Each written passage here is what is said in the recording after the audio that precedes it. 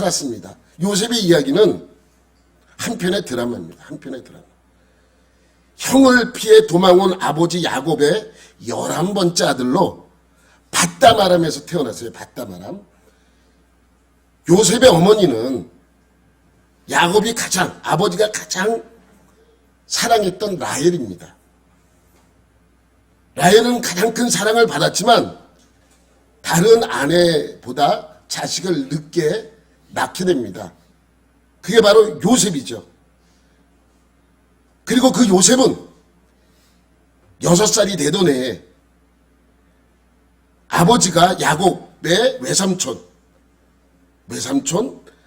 라반을 피해 야반 도주할 때 함께 도망 나왔던 기억을 갖고 있습니다. 6살. 우리나라 나이로 한 초등학교 1학년 정도 되는 나이예요.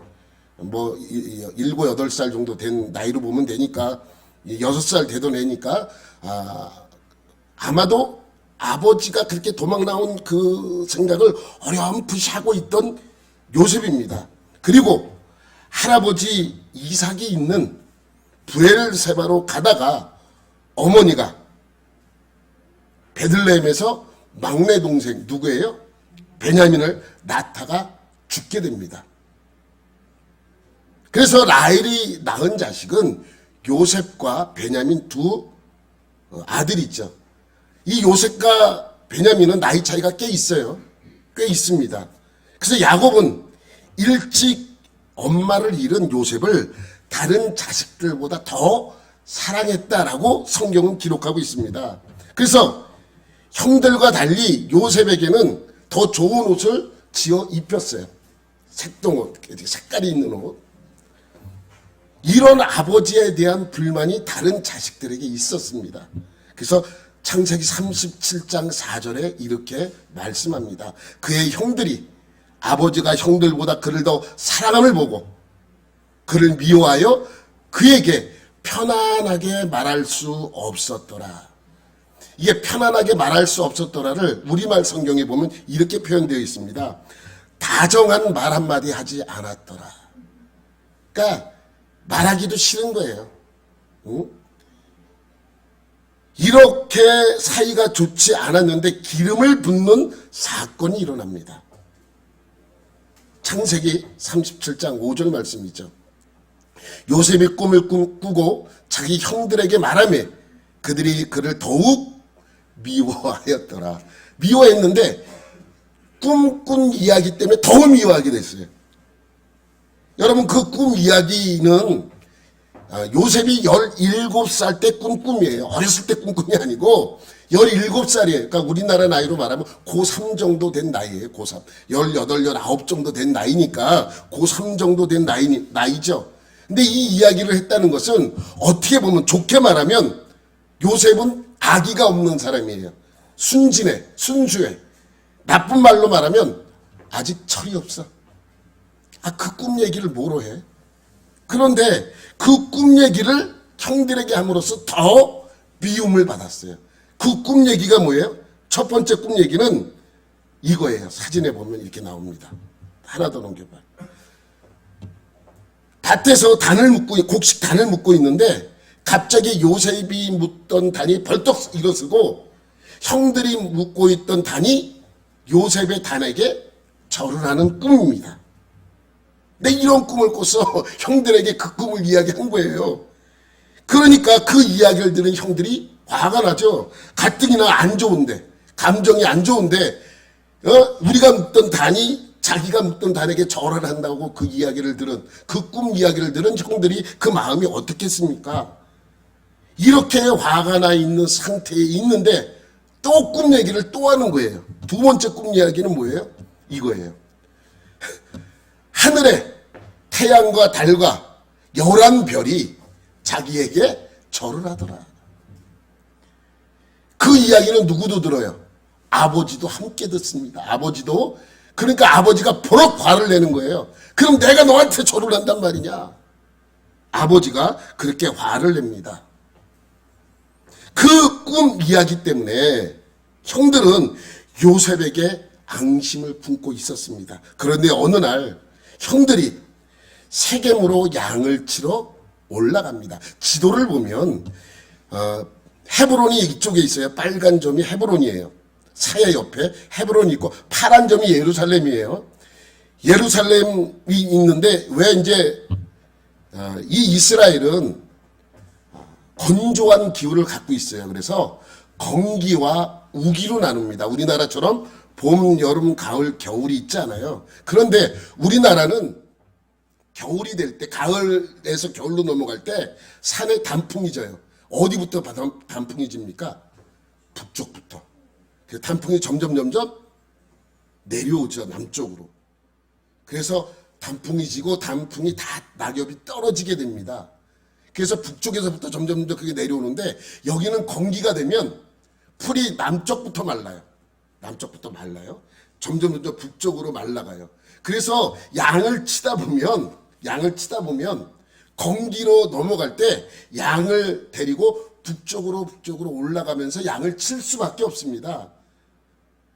그러니까 이 헤브론에서 양을 치다가 건기가 되어서 풀이 마르니까 그 양떼를 먹여 살려야 되잖아요. 그래서 그 양떼를 치려고 북쪽으로 올라갑니다. 넘기면 어디까지 올라갔냐면 세겜까지 올라가요. 80km 정도 떨어져 있어요. 여기서 용인에서 판문점까지 가는 거리가 한 80km 돼요. 그쪽 되는 거리. 그러니까 걸어가면 남성이 걸어가면 한 이틀 정도 걸려요. 이틀.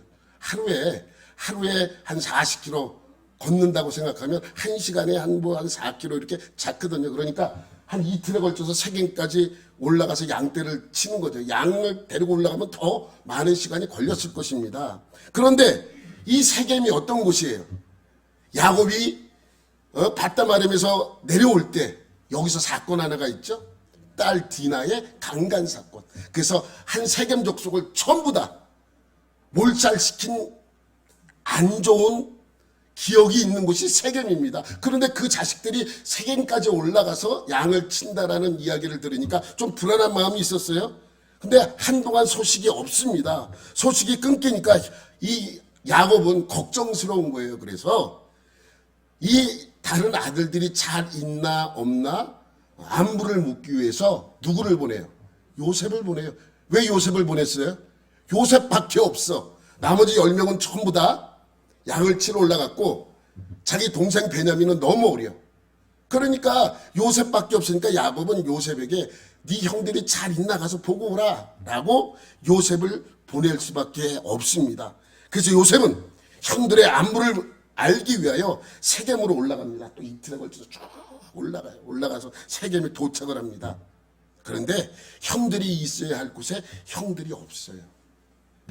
그래서 찾다가 주변에 있는 사람들에게 묻습니다. 여기 혹시 양을 치던 사람들 못 봤냐? 라고 했더니 그 사람들을 얼마 전에 북쪽으로도 올라갔다고 이렇게 이야기합니다. 그러니까 풀이를 다 먹고 나서 풀이 부족하니까 북쪽으로 더 올라간 거예요. 그곳이 어디냐면 도단이에요. 도단. 넘기면 도단 한 20km 되는 거리예요.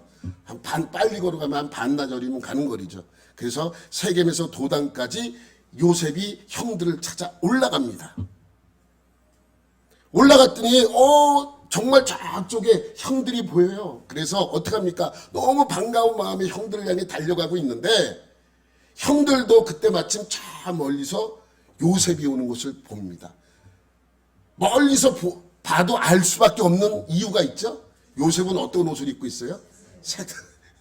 그래서 아는 거예요. 다른 사람들은 그런 옷을 잘 입지 않아. 귀한 옷, 색이 들어간 그러한 옷을 입기 때문에 저기서 멀리 요셉이 오는 것을 그 옷을 보고 알 수 있습니다.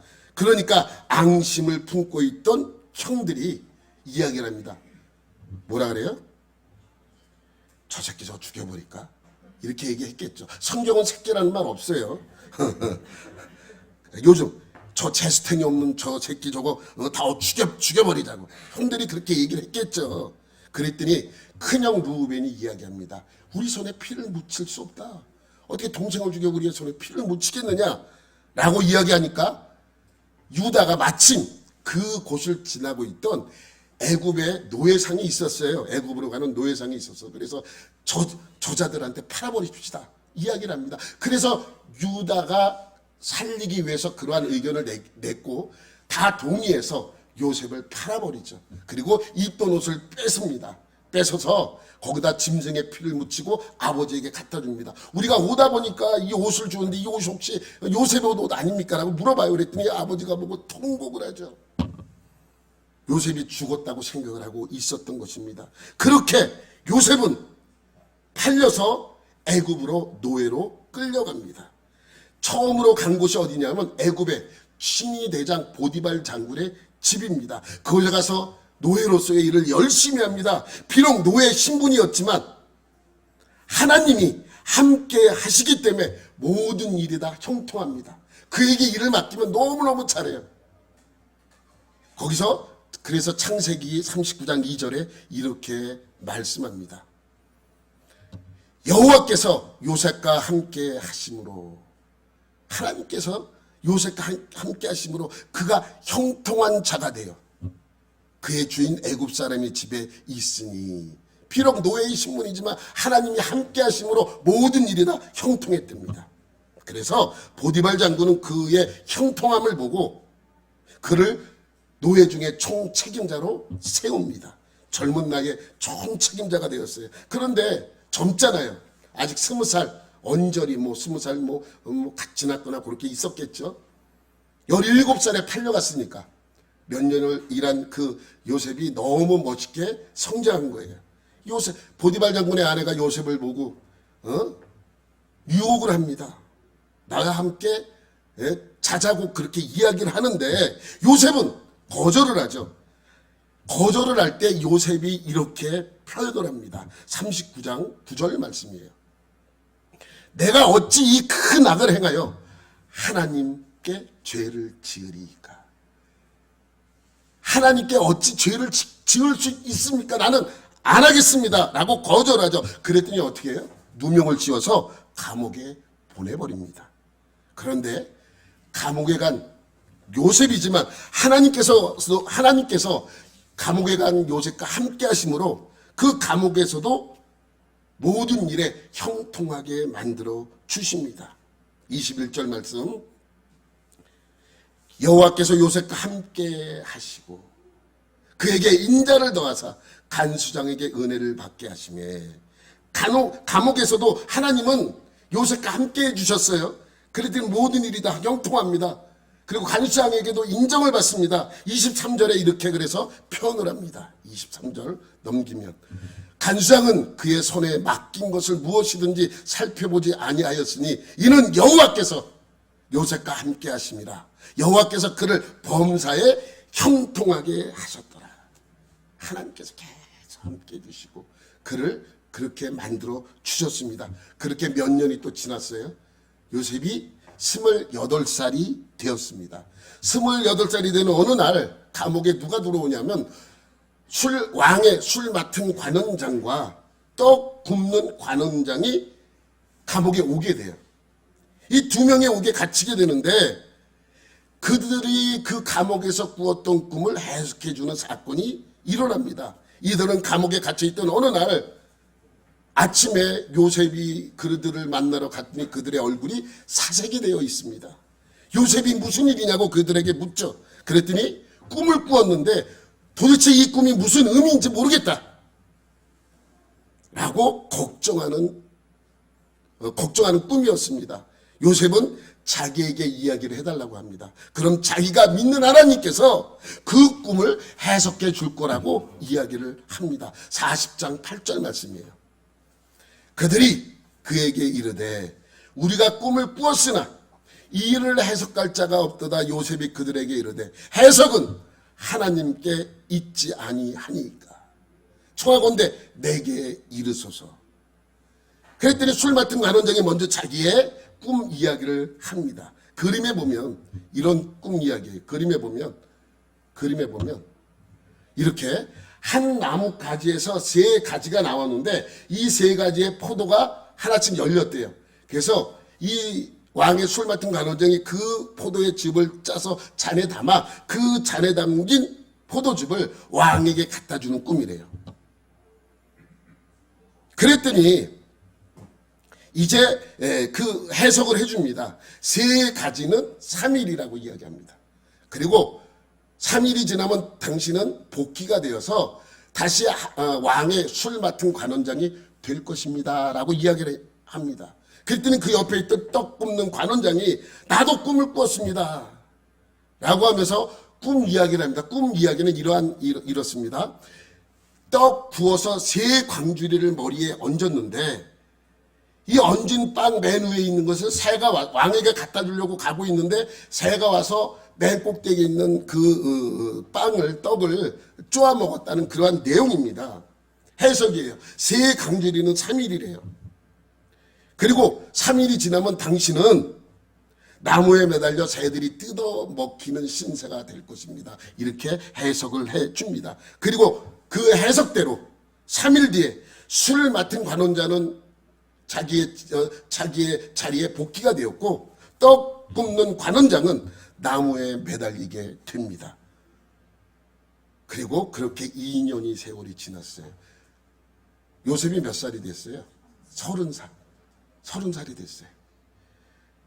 그때 바로 왕에게 애굽의 왕 바로에게 이상한 일이 생긴 그 꿈꾸는 이야기예요. 그 꿈을 꿨는데 꿈이 하도 괴이해서 점술과 점쟁이 꿈 해몽하는 사람 다 불러다가 묻습니다. 아무도 그 꿈을 해석해 주질 못합니다. 아무도 해석해 줄 수 없는 그 꿈 때문에 왕이 고민하고 있는 그때 등장하는 한 사람이 있어요. 누구예요? 요셉이 아니에요.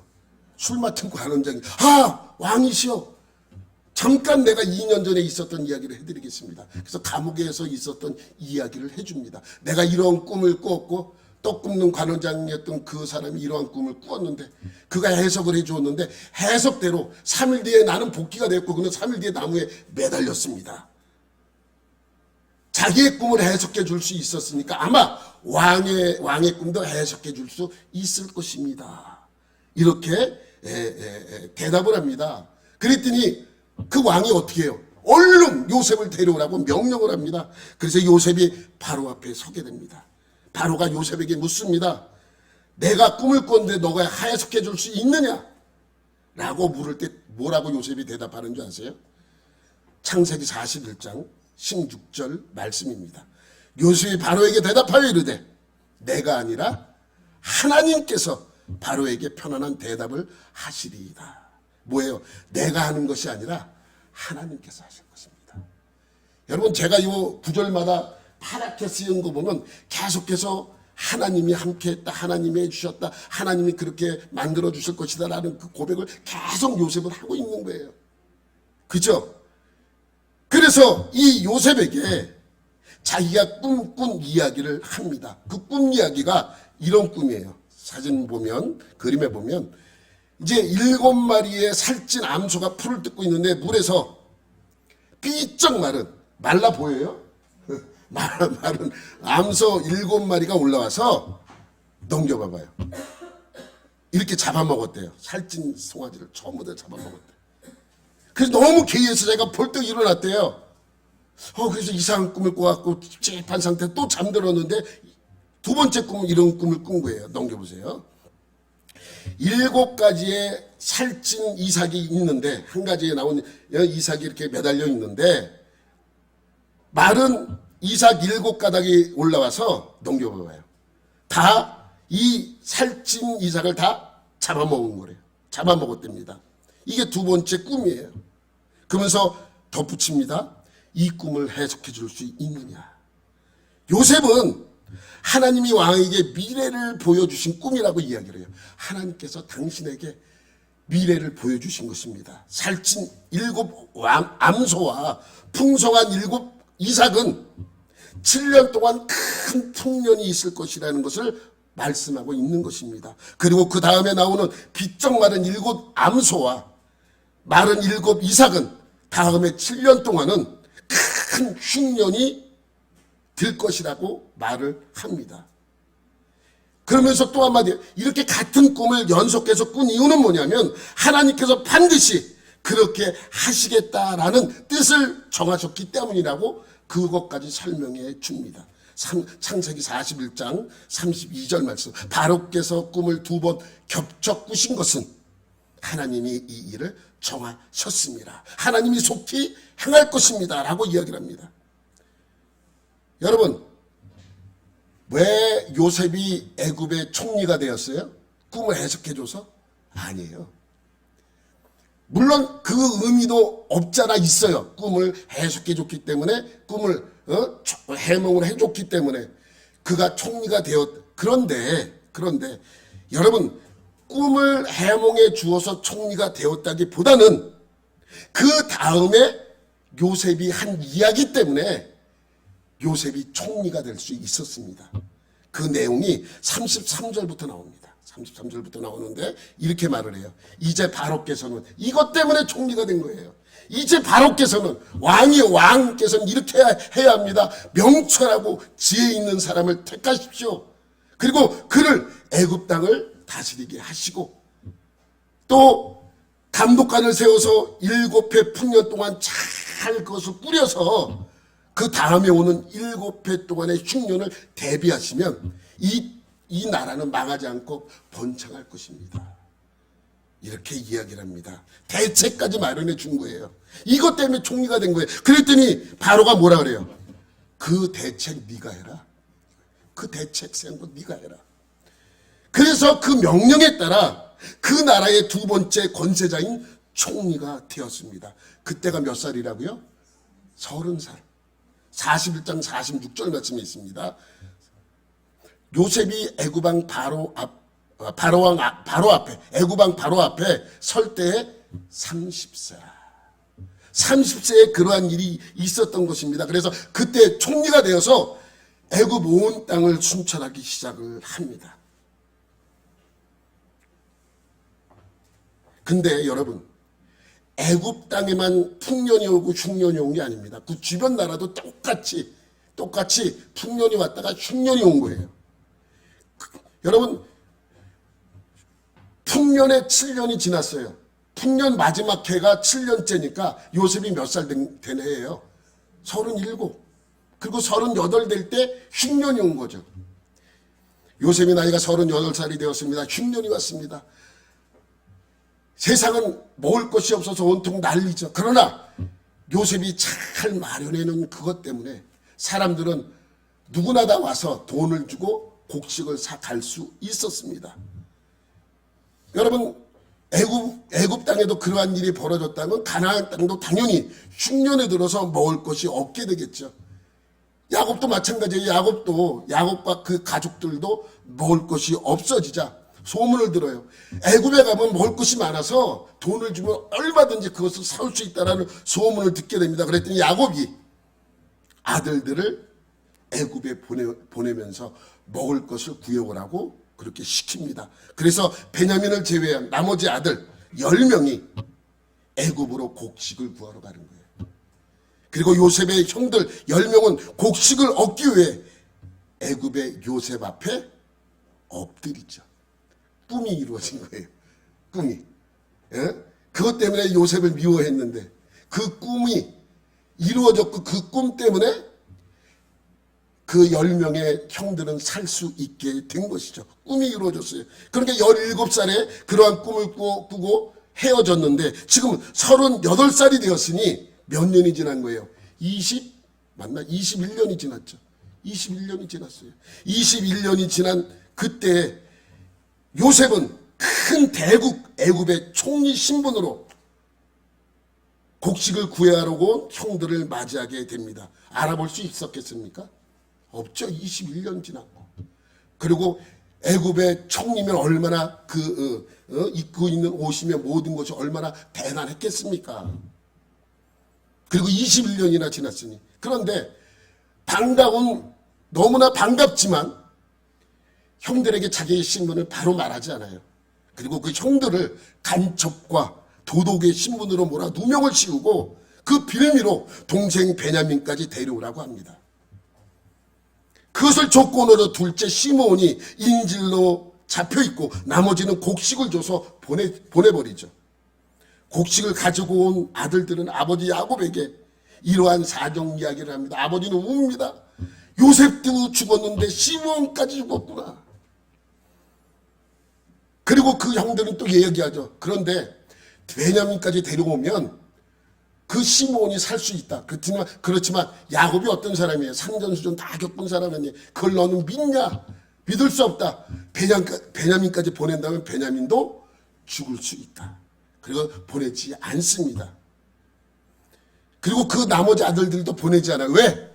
그 나머지 아들들도 죽을 수 있기 때문에, 잘못되면 다 죽을 수 있기 때문에 보내지 않죠. 그리고 가지고 온 곡식이 다 소진이 되었습니다. 그 다음에도 여전히 뭐예요? 흉년이에요. 먹을 것이 없어요.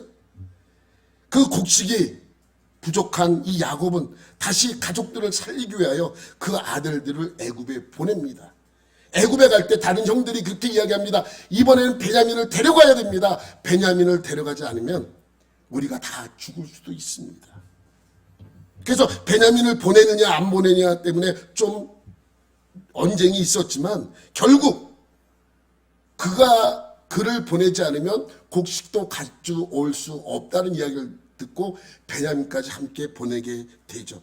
그리고 여차저차 해서 12명의 형제와 11명의 형제와 그 상봉하게 돼요. 요셉이.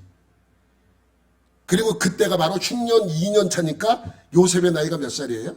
39살이 됐겠죠. 39살에 형들과 헤어진 지 22년 만에 이제 그 형들과 만나서 엉엉 울고 통곡을 하죠. 그리고 요셉이 살아있다는 소식과 애굽의 총리가 되었다는 사실을 아버지 야곱에게 알리고 온 가족 70명이 애굽으로 이민 가게 되는 것이죠. 지난주에도 말씀드렸지만 그때 바로를 만난 야곱이 자기의 나이를 밝히죠. 창세기 47장 9절 말씀이에요. 내 나이 긴 세월 동안 130이 됐다라고 이야기를 합니다. 그러니까 이때 요셉의 나이가 39, 야곱의 나이가 130 이렇게 될 때입니다.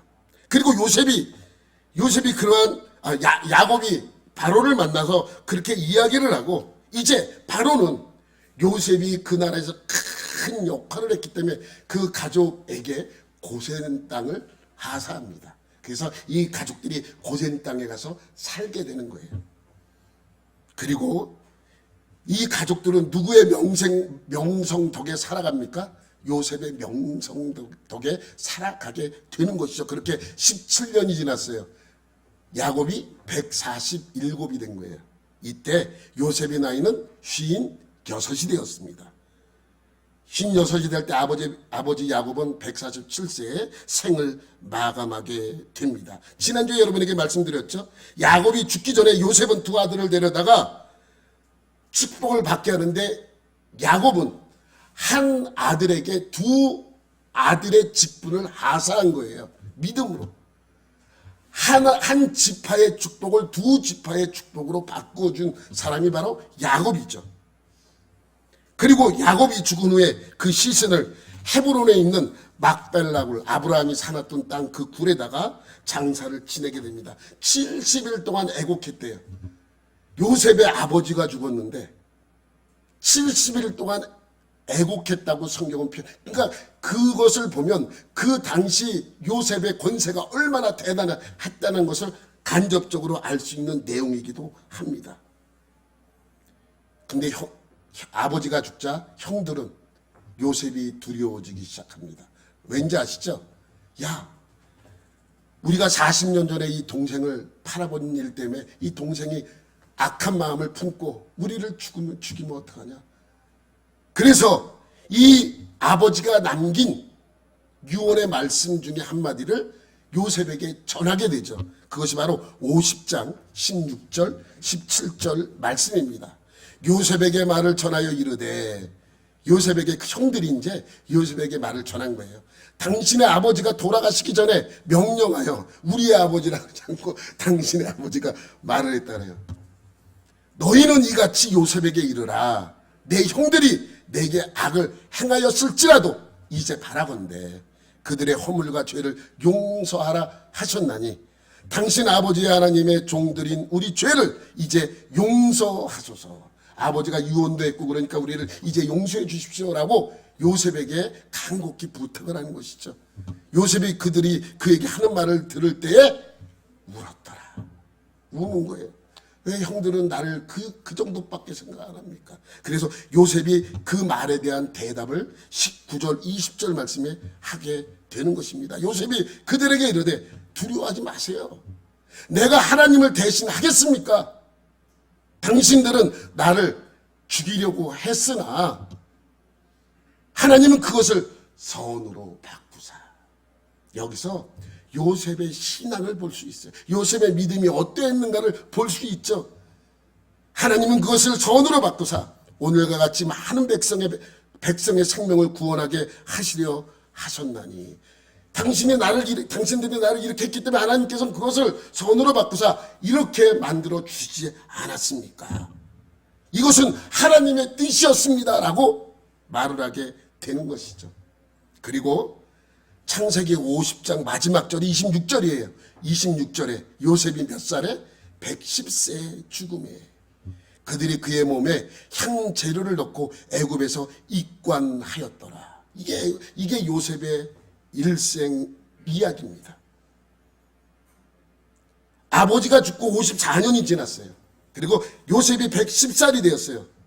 그리고 창세기는 요셉이 죽은 걸로 막을 내립니다. 창세기 마지막 절이에요. 마지막 장 마지막 절. 여러분이 생각할 때 요셉의 일생 중에 무엇이 가장 큰 믿음이었다고 생각하십니까? 무엇이? 네? 형들에게 팔려갔지만 하나님이 날 지켜주실 거야 하는 믿음. 보디발 장군에서 그러한 누명을 받았지만 하나님께서 나를 살려주실 거야 하는 믿음. 감옥에 갇혀있을 때 하나님이 함께해 주시고 바로의 꿈을 해석하고 한 나라의 총리가 되었을 때 그의 믿음.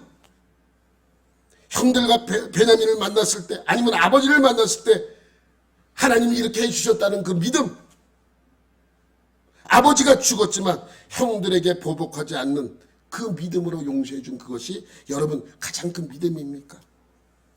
아버지가 죽을 때 자기의 두 아들을 한 지파가 아닌 두 지파로서 인정해 준 그것 바라보면서 아버지의 장례를 치른 요셉의 믿음. 어떤 믿음이 요셉에게 가장 큰 믿음이라고 인정할 수 있습니까? 여러분이 생각할 때 무엇이 요셉에게 있어서 가장 큰 믿음이라고 인정할 수 있습니까?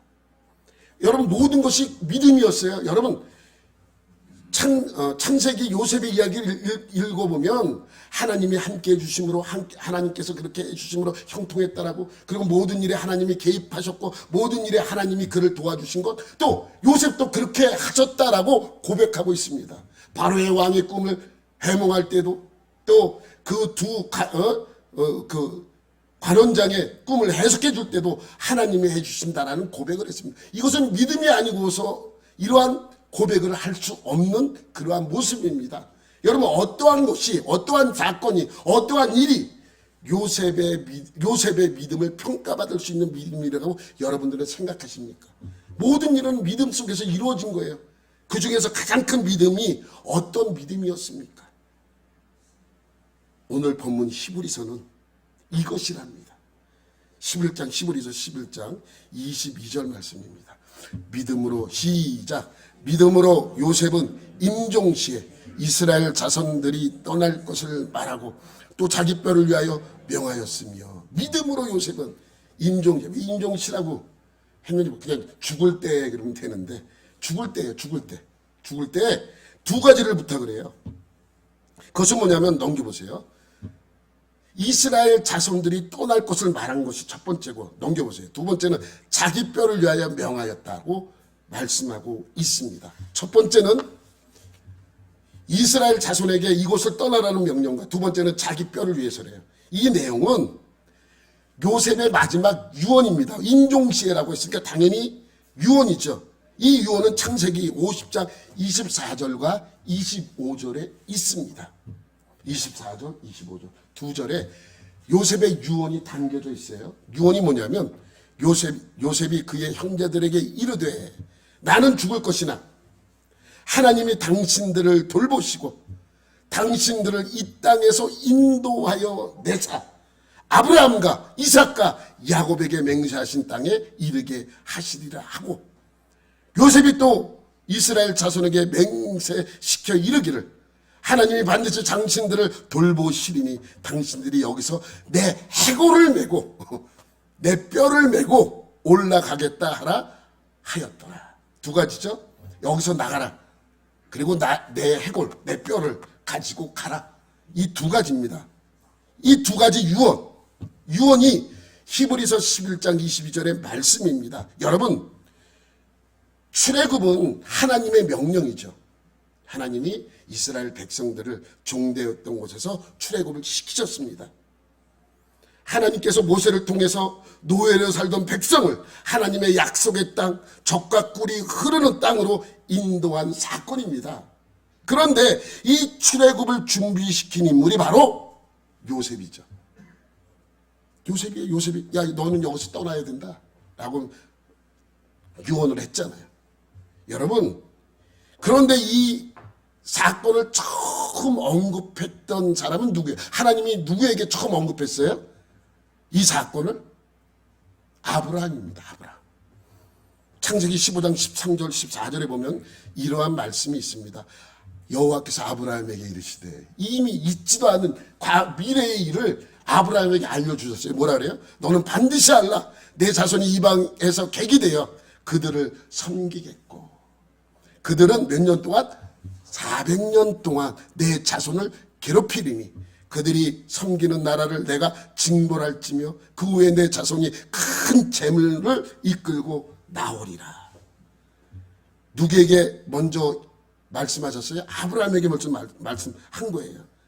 그런데 이 약속을 아브라함에게 하셨지만 요셉에게는 한 적이 없어요. 하나님이 언제 요셉에게 나타나서 야, 너희는 내가 아브라함에게도 약속했는데 너는 여기서 이제 나갈 준비를 해라 라고, 그렇게 유언하라 라고 한 적도 없어요. 요셉은 자기 조상, 아버지, 할아버지, 증조 할아버지와 한 약속을 믿었던 것입니다. 넘겨보세요. 아브라함과 이삭과 야곱에게 맹세하신, 자기에게 맹세한 것이 아니라 누구요? 아브라함과 이삭과 야곱에게 약속하신 땅, 그 땅, 젖과 꿀이 흐르는 가나안 땅이 하나님이 자기 민족에게 주신 땅이라는 사실을 믿은 거예요. 하나님은 요셉에게 그 개인에게 약속하시지는 않았어요. 그러나 그 약속은 아브라함과 이삭과 야곱에게 한 약속이기도 합니다. 그래서 그 땅으로 반드시 돌아가야 한다는 것도 알고 있었어요. 하나님이 그렇게 만들어 주실 거라는 것도 요셉은 알고 있었습니다. 그래서 유언하는 거예요. 여러분 한번 생각을 해보세요. 요셉이 이 유언을 할 때 요셉은 애굽에서 가장 큰 권세, 왕 다음으로 그 권세를 누리고 있을 때입니다.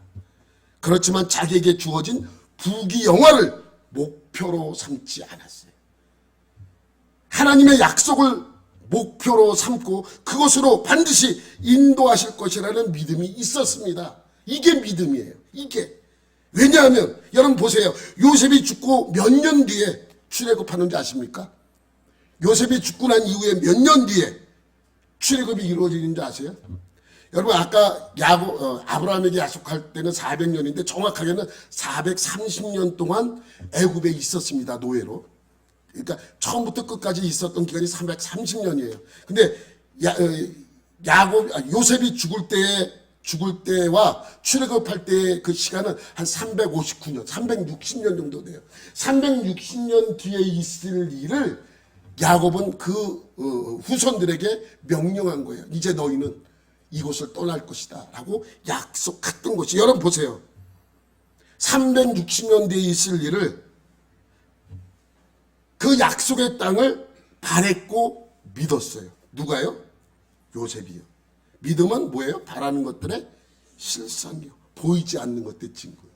이게 믿음이라고 히브리서 11장 22절에 말씀하고 있습니다. 여러분, 그래서 요셉은 유언을 남긴 거예요.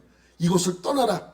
떠나갈 때 내 뼈까지 가지고 나가라고 명령하고 있는 것입니다. 여러분, 믿음은요 따지지 않습니다. 그냥 뭐예요? 믿는 거예요. 믿음은 따지지 않아요. 그냥 믿는 것입니다. 요셉은 죽어가면서도 자기 자신을 먼저 생각하지 않고 후손들의 복락을 먼저 생각했습니다. 그리고 두 번째 약속은 뭐예요? 넘겨보세요. 11장 22절. 또 자기 뼈를 위하여 명하였으며 라는 말씀을 또 넘겨보세요. 내 해골을 메고 올라가라고 부탁한 이 말씀을 히브리서에서는 뼈를 위하여 명하였다라고 설명하고 있는 것이죠. 그러니까 나도 이곳에 묻히고 있지만은 내 믿음은 이곳이 아니라는 것이죠. 어디예요? 가나안 땅이라는 거예요. 그래서 여러분 후에 360년 뒤에 출애굽할 때 요셉의 해골을 가지고 출애굽을 해요. 아시죠? 출애굽기 13장 18절과 19절 말씀이에요. 그러므로 하나님이 홍해의 광야의 길로 돌려 백성을 인도하시며 이스라엘 자손이 애굽 땅에서 대열을 지어 나올 때에 모세가 요셉의 유고를 가졌으니 이는 요셉이 이스라엘 자손으로 단단히 맹세하게 하여 이르기를 하나님이 반드시 너희를 찾아오시리니 너희는 내 유고를 여기서 가지고 나가라 하였으며 그 유언대로 모세는 요셉의 뼈를 들고 그 애굽 땅을 출애굽하는 내용이 출애굽기 13장에 기록되어 있는 것이죠. 그리고 이 뼈를 갖다 어떻게 하는 줄 아세요? 가나안 땅에 뿌렸습니까? 가나안 땅에 들어가서 세겜 땅의 무덤을 만들어 그것에 묻히게 합니다. 여호수아 24장 32절 말씀입니다.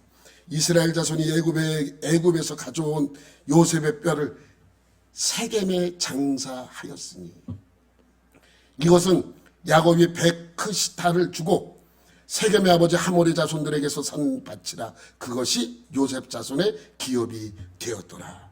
그래서 그 무덤이 아직까지 남아있어요. 여러분 사진 한번 볼게요. 세겜 이곳이 아까 우리 봤죠? 넘겨보세요. 넘기면 이 무덤, 이게 1900년도에 찍은 사진이에요. 1900년에. 이렇게 이제 계속 무너졌겠죠. 오랜 세월 지난, 그 다시 보수하고 계속 유대인들이 살아가면서 이 무덤을 보수한 거예요. 넘겨보세요. 여기에 보면 이렇게 적혀 있는 거예요. 하나님의 예언자 요셉이 평화롭게 잠들다. 이 무덤이래요. 또 넘겨보세요. 현재의 모습. 비슷해. 아까 거기서 조금 이렇게 현재 좀 이렇게 보수해가지고 좀 크게 만들어 놓은 요셉의 무덤. 맨날 여기서 싸움 나요. 유대인하고 팔레스타인 매번 여기서 싸움 나요. 유대인들이 여기 침공해가지고 다 때려부시면 다시 유대인들이 다시 들어가서 다 또 보수하고 한 곳이 여기입니다. 결국 그의 믿음대로 몇 년 뒤에 400년 뒤에 그의 뼈가 가나안 땅에 묻히게 됩니다. 요셉은 살아생전 여러분이 아까 봤듯이 하나님의 믿음 안에서 살았습니다. 그 중에서 가장 큰 믿음이라고 평가할 수 있는 것이 무엇이냐? 하나님의 주신 땅에 자기 자신이 들어가는 것이 가장 큰 믿음으로 여겼다고 설명하고 있죠. 그러니까 그의 믿음은 그 땅, 살았던 애굽 땅에 있었던 것이 아니라 하나님의 약속의 땅에 있었다는 것을 알 수 있습니다. 결국 그의 믿음이 이루어졌습니다. 여러분 우리의 믿음도 마찬가지예요. 우리도 믿음으로 살아갑니다. 믿음으로 신앙생활을 하고 믿음으로 사업도 하고 믿음으로 아이들을 키우고 믿음으로 돈도 벌고 믿음으로 하루하루 살아갑니다. 그 많은 믿음으로 살아가는 그것 중에 여러분이 가장 큰 믿음으로 하나님께 평가받을 수 있는 것이 과연 무엇인가 한번 생각을 해봐야 됩니다. 그것은 하나님이 우리에게 약속한 하늘나라, 하나님의 나라, 천국이 우리가 바라야 할 믿음의 결과라는 것이죠. 믿음은 뭐라고요? 바라는 것들의 실상입니다. 또 예수님이 재림할 때 우리가 무덤에서 일어나는 것도 이것이 바로 보지 못하는 것의 증거라고 말씀하고 있는 것이죠. 그래서 그것이 우리의 믿음의 가장 큰 믿음의 근거가 되어야 합니다. 이것이 우리를 구원에 이르게 하는 믿음이라는 것이죠. 구원에 이르게 하는 믿음은 예수님, 하나님의 아들이신 그 예수님께서 십자가에 못 박혀 우리 때문에 돌아가셨고, 그렇게 돌아가신 예수님은 죄가 없으셨기 때문에 3일 만에 다시 살아나셨습니다. 예수님의 죽음과 부활을 믿는 그 믿음, 그 믿음은 무엇인가? 하나님이 우리에게 하나님의 나라를 약속하신 믿음이라는 것이죠. 여러분 모두 구원에 이르는 믿음을 소유하는 여러분들이 되시기를 예수님의 이름으로 축원합니다. 하나님 아버지 감사합니다. 요셉이 가졌던 믿음이 곧 우리의 믿음이고, 믿음은 바라는 것들의 실상이고 보지 못하는 것들의 증거라고 말씀하신 그 말씀을 다시 한번 생각하는 그러한 시간이 되게 하여 주옵소서. 오늘도 그러한 믿음이 우리 안에 충만하여 지기를 간절히 원하오며 예수님의 이름으로 기도드립니다. 아멘.